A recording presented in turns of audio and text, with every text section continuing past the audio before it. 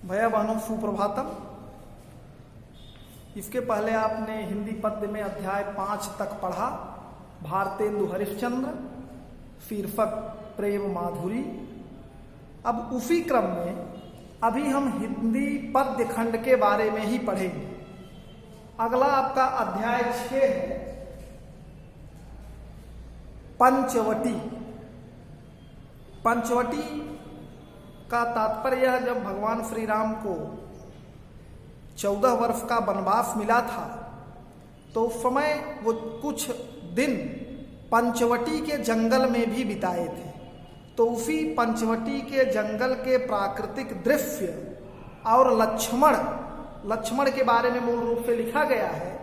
लक्ष्मण के मन में क्या विचार है, किस तरह से वो अपने बड़े भाई और माता के समान सीता की सेवा कर रहे थे, उसके बारे में बताया गया है। और वो प्रकृति के बारे में क्या सोचते हैं, ये भी वर्णन किया गया है।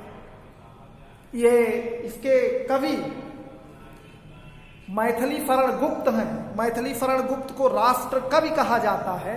ये द्विवेदी युग के कवि माने जाते हैं। तो सबसे पहले पढ़ने से पूर्व हम मैथिली शरण गुप्त के बारे में थोड़ा सा जानेंगे, उसके बाद हम इनके कविता को पढ़ाएंगे। भैया बहनों, मैथिली शरण गुप्त का जन्म 3 अगस्त सन 1886 ईस्वी में चिरगांव, जो कि झांसी में उत्तर प्रदेश में हुआ था। इनके पिता का नाम श्री रामचरण गुप्त था।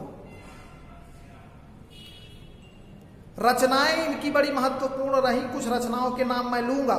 रंग में भंग, भारत भारती, साकेत, यशोधरा, जयद्रथ वध, पंचवटी, झंकार, द्वापर, चंद्रहास, अनघ, तिलोत्तमा, सिद्धराज आदि। इनकी भाषा मूल रूप से खड़ी बोली रही, जो आम बोलचाल की भाषा है, जो आज हम प्रयोग करते हैं। यही इनकी मुख्य भाषा थी। जो द्विवेदी युग से तात्पर्य है, जो आधुनिक युग में बांटा गया, पूर्व भारतेंदु युग, द्विवेदी युग, शुक्ल युग, शुक्लोत्तर युग और स्वतंत्रोत्तर युग। तो उसी में ये द्विवेदी युग के कवि माने जाते हैं। द्विवेदी युग का नाम महावीर प्रसाद द्विवेदी के नाम पे पड़ा है। और इन हिंदी गद्य साहित्य के इतिहास को हमने बहुत पहले अप्रैल में ही उधर भेजा था, और आप उससे कहा था कि उससे प्रश्नोत्तर भी बनाइएगा, पढ़िएगा। आपने अपनी पुस्तक में बनाया होगा, लिखा होगा कॉपी में और याद किए होंगे। इनको राष्ट्र कवि कहा जाता है। ये द्विवेदी युग के विख्यात कवि थे। इनकी प्रथम रचना थी रंग में भंग, जो 1909 में प्रकाशित हुई थी।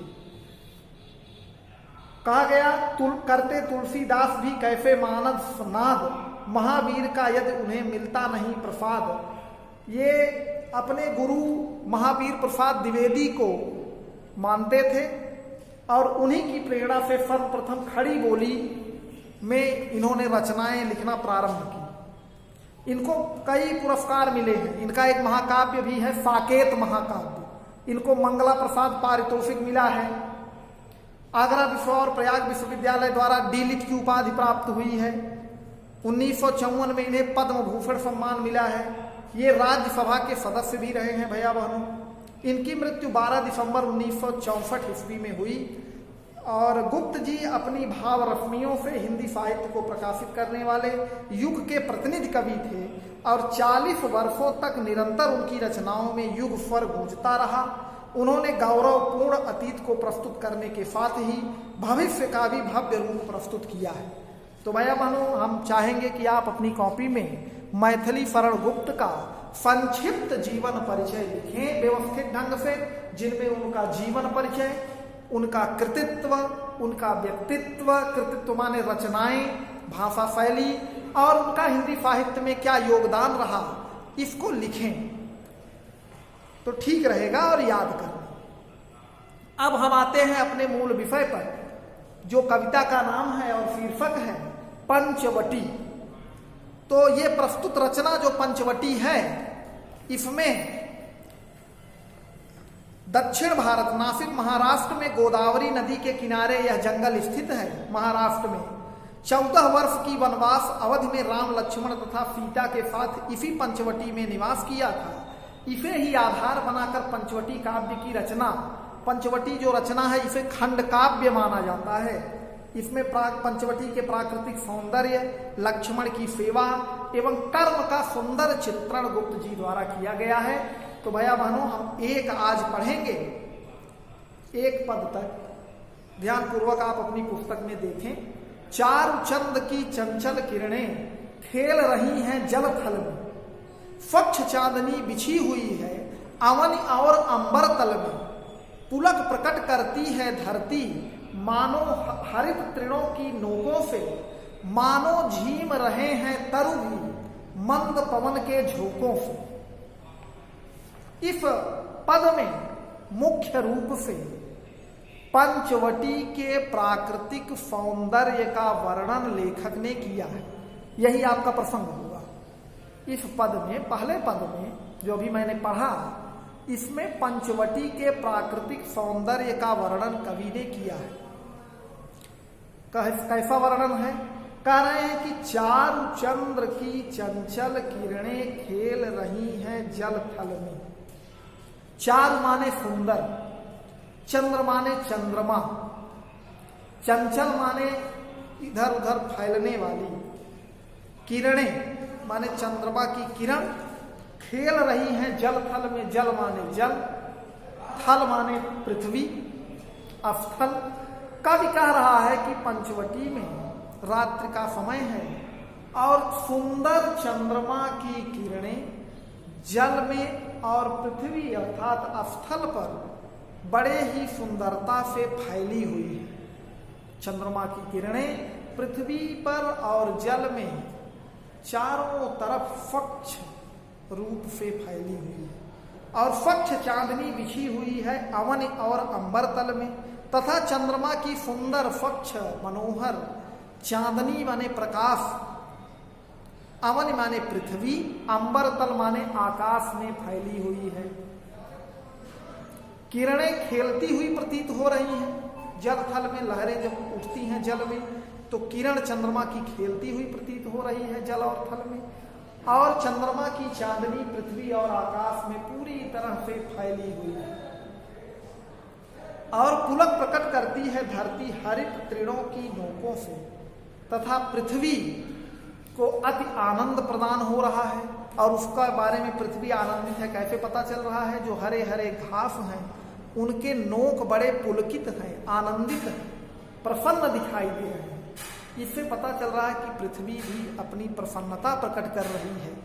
इस छटा को देख करके वो भी खुश है और तृणों, हरित माने हरी हरी घासों के नोकों के माध्यम से वह अपनी प्रसन्नता को व्यक्त कर रही है। मानो झीम रहे हैं तरु मंद पवन के झोंकों से, और ऐसा लग रहा है जैसे पौधे, वृक्ष, तरु माने वृक्ष, झीम माने झूम रहे हो। जैसे हवा बह रही है, उस हवा के साथ पौधे भी झूम झूम करके खूब प्रसन्नता प्रकट कर रहे हैं।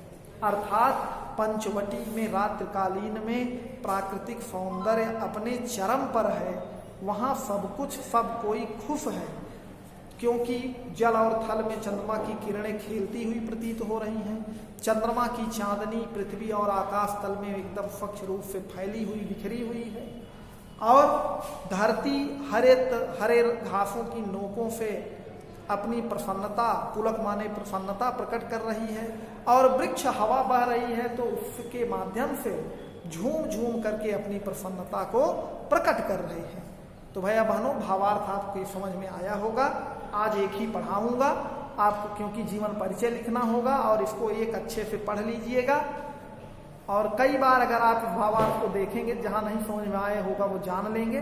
शब्दार्थ यहाँ लिखा गया है। चारु माने सुंदर, चंद्र माने चंद्रमा, अवनि माने पृथ्वी, पुलक माने हर्ष या प्रसन्नता, झीम माने झूमना।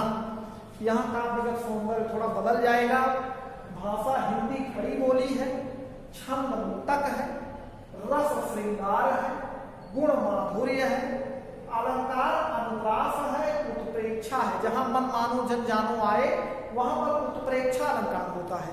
तो लिखा है मानो तरु भी झीम रहे हैं, तो मानो माने उत्प्रेक्षा। और मानवीकरण किसको कहते हैं?